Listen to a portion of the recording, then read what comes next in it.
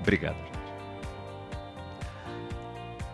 Deputado, a gente viu aqui o debate, não chegou a ser quente porque todos concordaram, todos foram bastante unânimes nisso. Mas é importante ter essa visão de diferentes setores sobre o que está sendo discutido em Brasília. Mas até para a gente começar a nossa conversa, o que está sendo discutido em Brasília? Quais são as propostas que estão na mesa? E o senhor fará esse relatório lá na CCJ. Bom dia e muito obrigado pela sua presença com a gente. Muito importante. Bom dia, Márcio. Bom dia a todos que acompanham esse encontro. Quero inicialmente parabenizar a iniciativa da CNN, parceria com o Instituto INSPER, por nos dar a oportunidade de efetivamente debater um tema de tamanha importância. Esse debate ele está se iniciando na Câmara dos Deputados por uma decisão de colocar o assunto como prioridade tomada pelo presidente da Câmara, o deputado Hugo Mota, que decidiu que essa matéria tivesse a sua tramitação iniciada através de uma PEC. Existem outras iniciativas que já tramitam na Câmara através de leis ordinárias, mas, efetivamente, a decisão do presidente é que essa matéria iniciasse a sua tramitação e a sua discussão através de uma proposta de emenda constitucional. Existem duas PECs que estão apensadas e que são objeto da nossa avaliação. A PEC de autoria do deputado Reginaldo Lopes, que foi apresentada em 2019, que propõe uma redução da jornada de trabalho de 44 para 36 horas, com uma carência de implantação de 10 anos. Significa dizer que ela passaria a sua vigência 10 anos depois da sua publicação. Ela nem mexe na escala, certo? Essa não trata de escala. E a proposta apresentada no ano passado, de autoria da deputada Érica Hilton, que, além de propor a redução da jornada, também de 44 para 36 horas, propõe o fim da escala 6x1 e a adoção da escala 4x3, que significa 4 dias de trabalho por 3 dias de descanso. Portanto, são essas duas PECs que estão sendo objeto da nossa avaliação nesse momento na Comissão de Constituição e Justiça. E no que o senhor se debruça principalmente quando participa de um debate como esse? Vê o lado da indústria, é claro que o senhor recebe todo tipo de informação em Brasília. No que o senhor foca na sua atenção para entrar no seu relatório? Olha, Márcio, é claro que a nossa atribuição regimental ela se prende exatamente à avaliação de se, na proposta apresentada, há algum ponto que, de alguma forma, possa atingir alguma cláusula pétrea da Constituição e, portanto, tenham algum vício na sua constitucionalidade, o que impediria o seu avanço para uma discussão de mérito que se dá numa comissão especial. A nossa avaliação inicial é que não há nenhum ponto que possa ser arguído e que possa tornar essa iniciativa ser considerada inconstitucional. No entanto, a gente entende que, pela importância do tema, pelos reflexos que uma decisão dessa natureza tomada pelo Congresso Nacional pode trazer à sociedade brasileira, é imperioso que o debate do mérito já se inicie. Primeiro, para que os parlamentares possam, efetivamente, aumentar o seu grau de conhecimento de todas as repercussões que uma mudança na legislação em relação a esse tema possa trazer, mas, ao mesmo tempo, chamar a atenção da sociedade, para que ela também possa acompanhar, possa entender e, lá na frente, se for o caso, quando essa proposta efetivamente possa vir ser objeto de votação, seja votado algo que seja construído pelos trabalhadores, que é o desejo de todos possam efetivamente serem beneficiados, terem avanços com essa proposta, mas que terá que ter, essencialmente, a participação daqueles que empregam e a participação do governo. Eu só enxergo que a construção de algo que represente efetivamente um avanço à classe trabalhadora, ela só pode existir se efetivamente seja um objeto dessa construção coletiva. Colocar o professor Firpo nessa discussão, e eu falo professor Firpo, é engraçado, porque foi meu colega de colégio, de escola, e é o melhor aluno da sala, era o Sérgio, melhor aluno da sala, e eu ficava perto dele não por acaso. Nunca me passou cola. Então vamos fazer perguntas difíceis aqui para o Sérgio agora, porque o jogo virou. O jogo virou. Firpo, muito importante ter você com a gente, já que você também é um profundo pesquisador do trabalho brasileiro. E aí eu queria ter a sua visão do que está errado nessa discussão, no sentido de termos dois pontos tão importantes: benefício para o trabalhador, modernização das leis, avanço, e ao mesmo tempo um possível impacto para a economia. Tem que ser tão polarizado assim? Eu queria ter a sua visão no geral nisso aqui, claro, as suas ideias. Bom dia. Bom dia, Márcio. Bom dia, deputado. É um prazer estar aqui. É um prazer revê-lo, Márcio, depois de tanto tempo.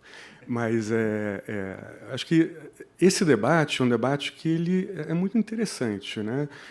Como ele surge, né? Como ele ganhou tração, ganhou força, né? Ele começa, né, a partir de uma demanda, né, que foi depois refletida, né, na proposta da deputada Érica, né, mas que também já havia do deputado Reginaldo, né, mas começa a partir de movimentos sociais, né? Tem um movimento, né, iniciado pelas redes, né, do Vida Além do Trabalho, que é o que dá, né, esse início a essa discussão sobre uma redução de escala, né, menos de jornada e mais de escala, né, a preocupação, né, de que talvez para o trabalhador, né, de baixa renda, baixa qualificação, jovem, talvez ele, em alguns setores específicos, talvez ele tivesse, né, um bem-estar geral, né, abaixo do que a gente deveria proporcionar a esse trabalhador, né? Então, começa com a discussão, né, que surge quase que humanitária, né, desse ponto de vista. O que é interessante porque é descolado, né, da pauta que você imagina de organizações, né, que tipicamente pensariam na defesa do direito do trabalhador, né? Quando que o sindicato surgiu nisso, né? O sindicato não estava ligado a essa discussão. Ele foi ligado posteriormente, né? À medida em que você passa a pensar em detalhes de implementação, né? Mas por que ele está descolado? Ele está descolado porque essa base, né, que surgiu a partir dos movimentos sociais, que buscou, né, voz, né, por meio das redes sociais, né, ela não é representada pelos sindicatos hoje, né? Esse trabalhador jovem, né, que está no comércio, com baixa qualificação, né, esse trabalhador ele não é representado pelo sindicato típico. Então, não tem, né, um canal, né, que oferecesse a ele essa voz política. Então, essa é a primeira coisa que surge, né, e que, ao mesmo tempo, leva a essa dissociação que você traz entre uma idealização do benefício e da vida real, né, dos custos associados, que é o que a gente discutiu aqui no primeiro painel, né? Se tivesse, né, uma discussão que fosse mais orgânica do ponto de vista, né, do trabalho já organizado, de movimentos, né, associados ao trabalho de maneira organizada, acho que a discussão já teria sido diferente, tá? Mas eu acho muito interessante que a gente esteja fazendo esse debate. Não sei se é o momento oportuno, como trazido, né? Eu acho que tem que ter muita cautela, inclusive por conta da velocidade com que isso pode, né, ser levado, né, no Congresso. A gente tem que ser bastante cauteloso para pensar que o debate precisa ser, de fato, ser trazido e acho que é amadurecido, né? Essa questão dos custos, né, isso é muito importante, né? O Brasil é um país, né, que ele é profundamente desigual, né? Então, se eu for pensar na questão setorial, na questão regional, existe uma heterogeneidade muito grande entre as regiões, entre os setores, né? Muito dificilmente uma lei como essa, uma proposta de lei trazida dessa maneira uniforme, né, não vai gerar impacto muito desigual, né? Se for pensar que um trabalhador jovem, 18 a 24 anos, no Nordeste brasileiro, no setor de serviços ou comércio, né, com ensino médio completo, ele ganha o salário mínimo quando ele está no setor formal, tá? Menos de 20% dos trabalhadores ganham um pouco mais do que o salário mínimo nessa categoria que eu descrevi, no setor formal. existe uma informalidade muito grande na economia brasileira, no mercado de trabalho brasileiro. Né? Como já trazido, esses números de quase metade da população ocupada no setor privado está no setor informal, seja ele emprego sem carteira, né? O que é muito ruim, emprego sem carteira, né? Deveria ele ter emprego com carteira. Ele não tem esse emprego com carteira porque os custos do trabalho são muito altos. Né? E para firmas pequenas, cuja probabilidade de detecção de que está infringindo uma regra é baixa, você acaba observando isso. Então, existe, né, um emprego informal, né, esse emprego sem carteira, que ele é prevalente em setores onde as firmas são pequenas e que a produtividade é muito baixa. Então, isso é um problema grande, né? A informalidade é muito alta. E não há por que imaginar que a informalidade vai ser reduzida com essa reforma né, pensada desse jeito. Né? As propostas pensadas desse jeito, não tem por que imaginar que vai haver uma redução da informalidade. Um outro ponto importante é a questão da rotatividade, né, da mão de obra. 50% dos vínculos empregatícios não duram mais do que 2 anos no país. Né? E existem motivos para isso. Custo de treinamento relativamente baixo, né? Relativamente, isso depende do setor, tá? Que permite você rodar, mas a institucionalidade é o que leva o incentivo para você rodar. Né? Um FGTS, né, que pode ser a multa, que pode ser absorvida pelo trabalhador, é uma multa, né, que recai sobre a firma, mas quem se beneficia é o trabalhador. Por quê? Ele já tem seguro-desemprego, ele já tem acesso a essa poupança forçada do FGTS, né? Porque ainda mais isso. Isso gera uma distorção que é fazer com que haja incentivos, né, constantes para que rode-se muito. Né? E na hora que você roda muito, você não qualifica dentro do emprego o trabalhador. Ou seja, você continua nesse processo de baixa produtividade. Né? E é isso que é o meu temor, que a gente, sob a ilusão, né, uma ilusão que não está conectada do mundo real, né, que vem dessa... Né, a gente quer melhorar, né, o bem-estar da população, e é válido, né, essa demanda. Porque o que dizem é que se você melhorar a escala, forçaria os setores, as empresas, a modernizar, a capacitar melhor aquele funcionário. Não, isso é um outro debate. Assim, acho que você tem toda a razão, que tem a questão de reorganização do processo de trabalho, que seria importante nessa discussão, que talvez seja uma forma de você garantir que haja ganhos de produtividade. Mas isso não é claro, né, que isso vai acontecer. O que eu estava trazendo é que o que é válido é essa demanda inicial de que, se a gente, né, se o trabalhador trabalhar menos, né, isso vai sobrar mais tempo, né, para lazer, né, isso deve aumentar bem-estar. Lembrando, né, casos de adoecimento mental, lembrando que, na hora que você olha para os dados, né, do INSS e olha para o auxílio-doença, o benefício por incapacidade temporária, como é chamado hoje, né, há um grande aumento nas demandas, né, pelo benefício associados a adoecimento mental. Né? Isso não quer dizer, né, que isso vai ser resolvido com redução da escala ou com redução da jornada de trabalho. Acho que é uma preocupação de saúde mental, é uma preocupação que perpassa, né, em todos os momentos da nossa vida, né? Não só apenas na relação com o trabalho. Mas isso é uma questão que tem legitimidade. O ponto que eu destaco é como que isso foi trazido sem essa discussão, por isso que é importante a discussão que a gente tem feito aqui, né? Como que isso foi trazido sem ter essa conexão com o mundo real do trabalho. Né? Então, não é garantido, né, que você vai... Né, porque você vai ter trabalhadores mais descansados, trabalhadores que vão ter mais tempo de lazer, que você vai ter ganhos de produtividade. Pensa, Márcio, seguinte, produtividade do trabalho pode ser entendido como uma decomposição, né, um produto de 2 fatores, de 2 razões. Né? Produtividade dividido por horas trabalhadas e horas trabalhadas por trabalhador. Né? Se eu for reduzir horas trabalhadas por trabalhador e não alterar a produtividade por hora, eu necessariamente vou reduzir a produtividade do trabalho. Né? O ponto é, o que precisa ser feito para que essa produtividade por hora aumente? E aí sim, né, acho que tem...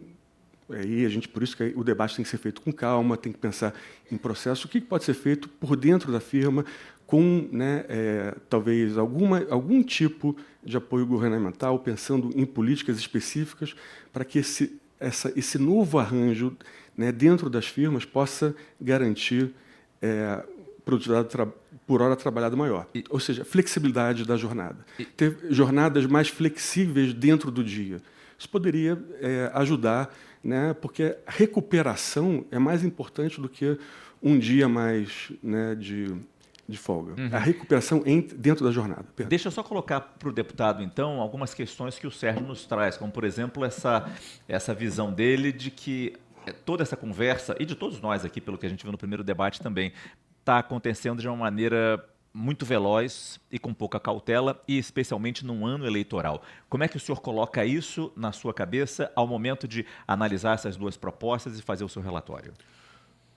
Olha, Márcio, quando o presidente Hugo Motta nos convidou para que pudéssemos conduzir esse debate inicial, ele, ao mesmo tempo, nos solicitou celeridade na tramitação da matéria, mas, de forma muito clara, e também essa foi a posição do presidente da Comissão de Constituição e Justiça, o deputado Leolho Almanto Júnior, essa celeridade não pode ser um impeditivo para que o debate possa ocorrer na sua inteireza.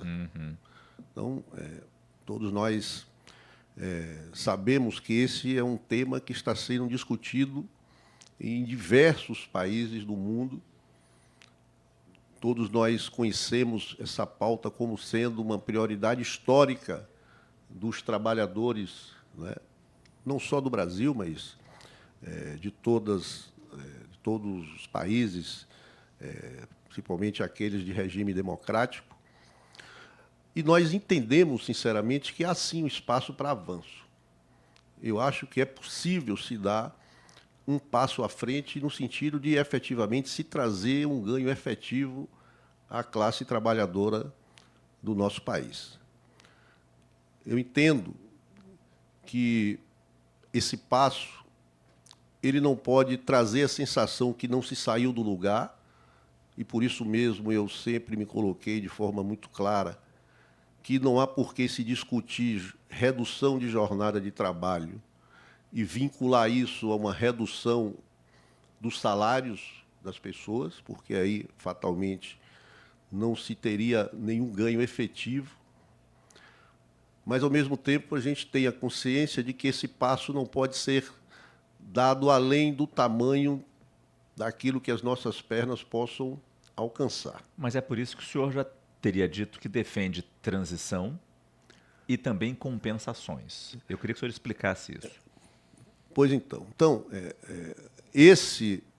Essa avaliação do limite da nossa condição de avançar, ele tem alguns desafios, e talvez o principal deles seja exatamente discutir isso no ano eleitoral. Eu tenho alertado que pior que pode acontecer nesse debate é a contaminação pelo discurso populista ou demagógico. E, claro, o fato de citar no ano eleitoral aflora em muitos o desejo de ter, numa pauta que sabidamente é uma pauta popular, muitos podem, de alguma forma, querer ter ganhos eleitorais com um discurso aparentemente fácil, mas que nem sempre será o melhor para o nosso país. Portanto, eu imagino que o desafio é, efetivamente, se buscar uma solução que traga ganhos à classe trabalhadora, mas que, efetivamente, não cause na nossa economia uma desordem tamanha que esse ganho seja revertido num prejuízo numa etapa seguinte. E aí a gente percebe alguns pontos que são fundamentais nessa discussão. Nós, quando iniciamos o nosso debate na Comissão de Constituição e Justiça, o primeiro que foi ouvido pela comissão foi o ministro do Trabalho, Luiz Marinho. E a participação dele foi muito importante, do ministro Luiz Marinho, porque ele, de alguma forma, trouxe a posição oficial do governo e delimitou o ponto de chegada. Nós estamos hoje discutindo uma proposta, como disse, de redução de 44 para 36 e de uma escala de 4 por 3. a posição que o governo apresentou como sendo a dele é de uma posição intermediária de redução para 40 horas e de uma escala para 5x2. E, a partir daí, ainda surgem diversas colocações. Nós aqui ouvimos atentamente a fala do presidente Paulo Scaff, e ele traz um ponto que tem sido objeto de discussão, e também essa foi, inclusive, uma pergunta que fiz ao ministro Luiz Marinho, da conveniência de se trazer para o texto constitucional uma delimitação da escala de trabalho. E hoje, quando a gente acompanha o debate que se dá nas redes sociais e no conjunto da sociedade, se fala muito mais de fim de escala 6x1 do que de redução de jornada de trabalho, que são coisas diferentes. Perfeito. E o ministro Luiz Marinho, que, né, tem uma história de vida no sindicalismo, ele colocou como uma posição pessoal dele, no sentido de que não se deveria levar ao texto constitucional essa definição de escala de 4x3 ou, na proposta do governo, 5x2. Ele entende que o ideal é fortalecer o papel dos sindicatos para que essas definições de escala se deem no âmbito dos acordos coletivos entre empregados e empregadores. Então, esse é um ponto que efetivamente vai ser objeto de discussão e de decisão num segundo momento, quando a matéria estiver sendo discutida na comissão especial. Um outro ponto relevante, que você citou, é a necessidade de que a alteração constitucional que vier a ser adotada, ela não pode ser implantada de forma imediata. Eu entendo que é necessário que exista, sim, um período de transição para as empresas possam se adaptar a essa nova norma legal. Outro ponto que também será objeto aí de debate, de discussão e de busca daquele caminho que efetivamente seja o melhor para essa construção. E o outro ponto, que talvez seja aquele mais polêmico e de difícil solução, é exatamente as repercussões que a redução da jornada traz para o conjunto da sociedade, na economia, no funcionamento das empresas, na geração de empregos, no custo de vida das pessoas. E a gente entende que essa repercussão ela se dá de forma muito variável, a depender do setor produtivo que se está discutindo. Então, existem setores que é possível que tenham a capacidade de absorver essa redução. Existem outros, no entanto, que serão fortemente impactados. E aí, nesse ponto, é que eu entendo ser fundamental a participação do governo, para que ele possa efetivamente construir uma solução consensual, seja na adoção de exceções, seja na busca de alguma compensação na desoneração da folha de pagamento ou até de isenção fiscal.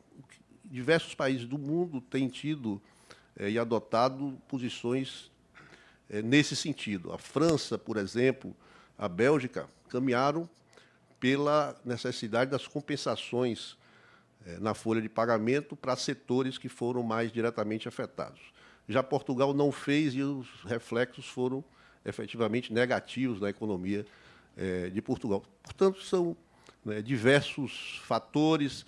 Aqui o professor Bispo trouxe essa informação e esse debate que também é muito importante, das questões ligadas ao risco do aumento da informalidade, do aumento da pejotização, que hoje é uma realidade nas relações de trabalho, e tudo isso tem que ser avaliado com muita transparência, com muito equilíbrio, para que, efetivamente, como disse, surja uma solução que traga ganhos para a classe trabalhadora, mas que, ao mesmo tempo, tenha o apoio do conjunto da sociedade brasileira e que, fatalmente, será refletido no apoio dos deputados que compõem o poder legislativo do nosso país. E essa discussão acontece, professor Firpo, no momento que a gente tem a discussão, como foi lembrado aqui no bloco anterior, da reforma tributária, que está meio que não vou dizer a passos lentos, mas poderia estar mais agilizada nisso. Uma reforma trabalhista que já precisa de uma atualização.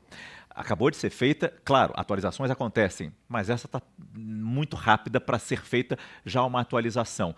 Queria saber, nesse contexto, como é que você vê essas posições colocadas aqui pelo deputado? Por exemplo, essa posição do governo, 40 horas por 5 por 2, é viável nesse contexto que nós temos? Facilita o debate? Acho que facilita bastante o debate, né? E eu acho que, como você trouxe, né, só a questão das reformas, uma que talvez a gente precise fazer, né, que acho que já está até atrasada, refazer, e é muito recente, é a previdenciária, né, porque ela ficou incompleta. O problema da trabalhista foi agora esse novo entendimento, a partir do STF, né, sobre quem que paga, né, as custas de uma causa perdida. Antigamente, né, você fazia, né, quer dizer, após a reforma trabalhista, isso fez com que o trabalhador que perdesse uma causa ele pudesse incorrer nessas custas, né? Isso fez com que houvesse uma redução nas demandas trabalhistas. E agora talvez a gente está num momento que é pré-reforma, tá? Então, na questão da reforma trabalhista é isso. Eu acho que trazer, né, essa proposta de meio termo, né, 40 horas, né, com 5 por 2, né, parece bem mais razoável, né, do que a discussão, né, de 36 horas ou 4 por 3, né, do ponto de vista, né, de implementação e de quanto que isso vai ter sobre os custos das empresas. Mas lembrando que os setores são diferentes, né? Então, vai ter setores em que esses custos eles vão ser dificilmente, né, absorvidos. Vai ter aumento de custo. Essa é a principal coisa que acho que a gente tem que deixar bem claro. Ponto pacífico. Isso tem aumento de custo, né? Assim, não tem como você imaginar. Ou você vai gastar, se você quiser continuar a empregar 44 horas do mesmo trabalhador, né, você vai pagar, né, 15% a mais, porque tem, né, aquela hora extra, né, que é 50% do valor. Né? Quando você reduz de 40 você vai pagar 46. Então, tem aumento, né, de custo. Né? E, obviamente, que se você muda a escala, então, né, e aquele domingo, né, o domingo você remunera dobrado, né? Então, imagina, agora você vai ter 2 domingos, né? Vai aumentar o custo, né, para a firma, isso não tem a menor dúvida. Então, isso é um dado importante. Né? Como é que a gente lida com essa transição? Tá? Acho importante que isso esteja na mesa. Né? Não dá para você pensar, né, numa transição, não dá para você pensar nessa absorção de custos, né, sem haver uma transição que permita que firmas pequenas elas consigam absorver esses custos de uma maneira gradual, caso a proposta seja aprovada. Né? Não tem como você imaginar que não vai haver aumento de informalidade, ou mesmo, né, quando eu falei de rotatividade antes, né, pensa o seguinte: se você ganha um pouco mais do que o piso, do que o salário mínimo, né, você vai estar sujeito, né, dependendo da conta que se faz sobre, né, os custos de demissão, você vai estar sujeito a ser demitido para ser contratado por alguém, né, mais barato, que vai estar ganhando o mínimo. Então, pode ter efeito sobre rotatividade também, mesmo para aqueles que não ganham exatamente o mínimo, que ganham mais do que o mínimo. Para os que ganham o mínimo, o que pode acontecer, se não houver, né, uma forma de se adequar, vai haver aumento da informalidade. Então, isso preocupa bastante. Agora, eu acho muito interessante também, Márcio, que a gente discutiu, né, a gente ficou discutindo bastante desoneração da folha.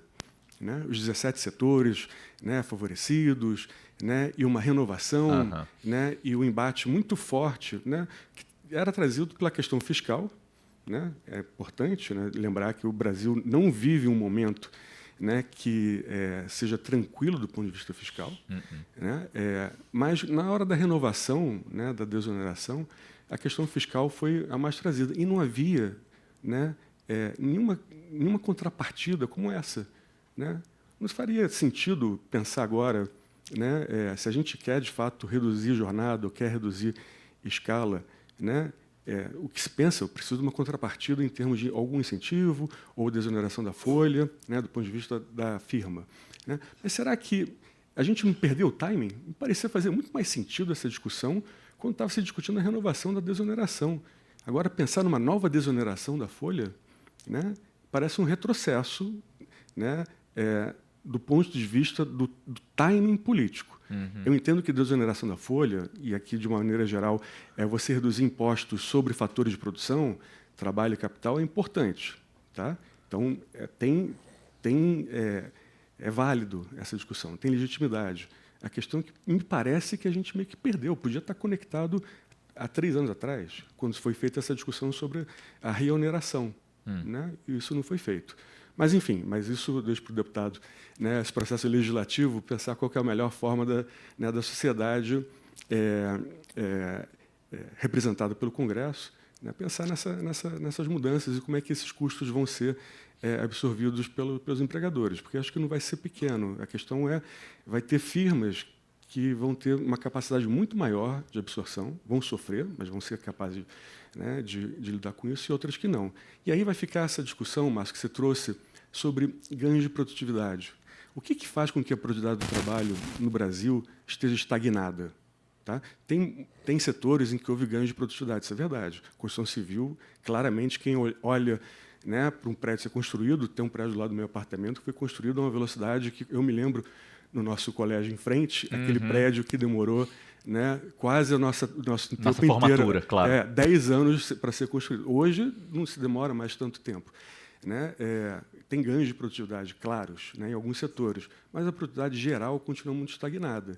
Isso é fruto do quê? Primeiro, a gente sabe o nosso problema crônico com relação à qualidade da educação. A gente fez, né, avanços importantes no aumento da escolarização, mas a qualidade continua, né, ainda, né, a desejar.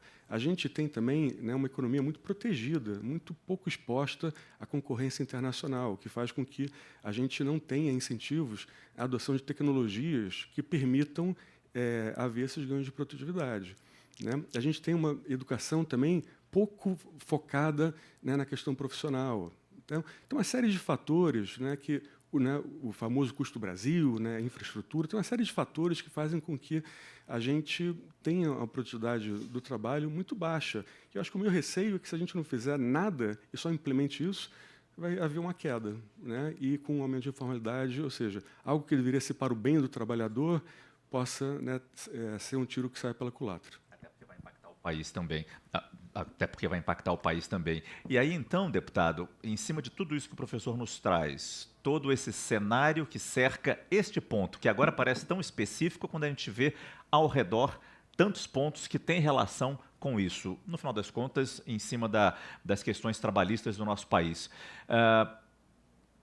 E essa questão do timing, do momento.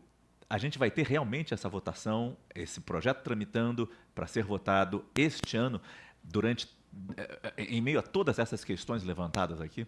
O senhor vê possibilidade de sanar, responder essas questões todas? Olha, Márcio, primeiro eu entendo que esse é o desejo e a decisão da presidência da Câmara, que é responsável pela pauta, né, juntamente com o colégio de líderes, que define efetivamente o que é pautado e o que é votado. Nós estamos, eu diria que, no momento de busca de informações, né? Eu tenho dito que todos os setores produtivos, eles têm toda a liberdade de colocar as suas preocupações, de sugerirem alternativas, de trazerem estudos, de trazerem dados, para que não apenas o relator, mas o conjunto dos parlamentares que estão ali acompanhando os debates possam ir formando o seu juízo de valor. Existe ainda um caminho a ser percorrido, né? Mesmo após a votação na Comissão de Constituição e Justiça e em sendo aprovado a constitucionalidade da proposta, ainda vai existir um debate, esse sim muito mais aprofundado, né, do mérito da matéria, das modificações que efetivamente poderão ocorrer, e só exatamente nesse momento é que se vai ter clareza na definição e na conveniência da votação, eu diria, ainda esse semestre, porque efetivamente, a partir do meio do ano, lembre que nós temos inclusive a Copa do Mundo, que impacta de forma muito direta os trabalhos ali da Câmara, em seguida recesso e, posteriormente, o período eleitoral. Então, eu diria que a tramitação da proposta e aquilo que efetivamente vier a ser observado no debate, na discussão, né, no levantamento das preocupações, é importante lembrar que nós vivemos um momento delicado, não apenas no nosso país, mas no mundo, com uma guerra aí que se aprofunda e que traz reflexos diretos à economia de todo o mundo, especialmente do Brasil. A gente está aí acompanhando com preocupação os reflexos dos aumentos que o combustível, o óleo diesel, pode trazer na vida das pessoas. Então, é mais um elemento que será objeto de avaliação da conveniência efetiva de que essa matéria possa efetivamente prosperar e ser decidida ainda esse ano. Agora, cabe a mim, como relator da matéria na Comissão de Constituição e Justiça, aprofundar a discussão e, no momento que nós já tenhamos um nível de informação suficiente, propor à comissão um relatório que, em sendo pela continuidade e pela admissibilidade da proposta, vai ensejar uma nova etapa, que aí sim é a discussão do mérito e um relatório final que será submetido ao plenário da Casa. Portanto, ainda é muito cedo para se cravar que, efetivamente, a matéria vai ser aprovada. É o desejo do presidente da Casa, o governo também tem sinalizado nesse sentido, mas, é claro, existe aí uma construção e um caminho a ser ainda perseguido.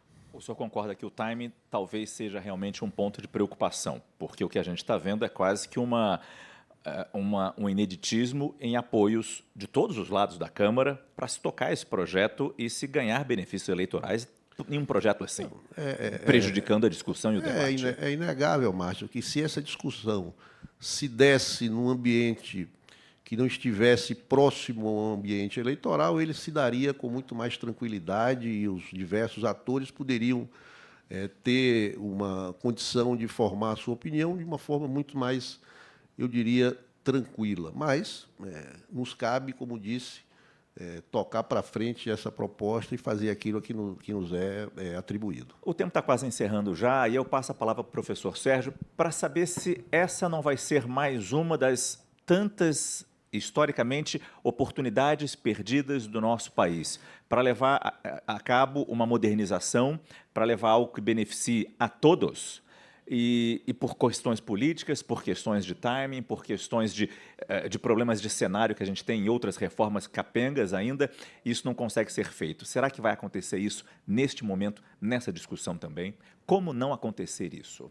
Acho que assim, é importante que o debate que a gente tem percebido que ele ficou mais denso nas últimas semanas, né, sobre esse tema, ele continue. Acho que tem que ter um envolvimento da sociedade civil, né, não apenas um debate que ocorre no Congresso, né, mas um debate que, de fato, né, reflita, né, as posições existentes na sociedade. Acho que isso não está claro que existe. A gente vê, né, grupos organizados promovendo debate, mas você não vê ainda isso sendo difundido de uma maneira, né, que permita, né, que a gente saiba, né, o que existe de fato de consenso. Né? Porque a preocupação aqui é, na hora que você pensa em modernidade, modernização para quem? Né? Lembrando que 50% dos trabalhadores ocupados eles são informais. Né? E não há, né, chance de que uma mudança como essa, da forma como está prevista, vai reduzir esse número. Tá? Ou seja, você vai modernizar para um grupo pequeno. Parece um pouco a discussão quando se fala sobre alguns benefícios trabalhistas, como abono salarial. Abono salarial é um benefício para um trabalhador que ganha até 2 salários mínimos. Né? E ele surgiu como, né, algo que fosse beneficiar o trabalhador de baixa renda. Mas espera aí, trabalhador de baixa renda é aquele que trabalha sem carteira, é aquele que trabalha por conta própria. Né? Não é o trabalhador que tem CLT em geral. Esse já está na classe média, né? Dado que a distribuição de renda no Brasil, né, é tal que faz com que quem está com emprego com carteira já possa dizer que está na classe média. Tem uma oscilação, né? Às vezes você está com emprego, carteira, às vezes você está sem, mas você está numa posição mais privilegiada do que quem está cronicamente descoberto. Tá? Então, é pensar para quem? Acho que tem um papel da legislação, e aqui o deputado deve saber isso muito melhor do que nós, né, que é meio que direcionar para onde que o país quer ir. Então, tem um aspecto, né, de mover, olha, tem uma legislação aqui que pode ser, né, muito moderna e talvez a gente queira alcançar, né, esse ideal. O ponto é como é que a gente chega lá. Né? E quem que vai se beneficiar e quem que vai se prejudicar no meio do caminho. Então, tem que ter uma discussão, eu acho que muito cuidadosa, para que a gente não queira apenas, né, trazer, né, para a lei algo que a gente idealiza, né, sem pensar em todos os detalhes de implementação, né, para se chegar lá. A frase é muito boa, saber para onde a gente quer ir. Muito obrigado, professor Sérgio Firpo, aqui do INSPER. Deputado Paulo Aze também. Boa sorte lá na CCJ. Espero que o que a gente falou aqui contribua com os debates, contribua com o seu trabalho lá. E agradeço, claro, a todos vocês que assistiram, seja aqui no auditório do INSPER, seja nas nossas redes sociais ou pelo YouTube do CNN Money. Muito obrigado e até o próximo debate. Bom dia, pessoal.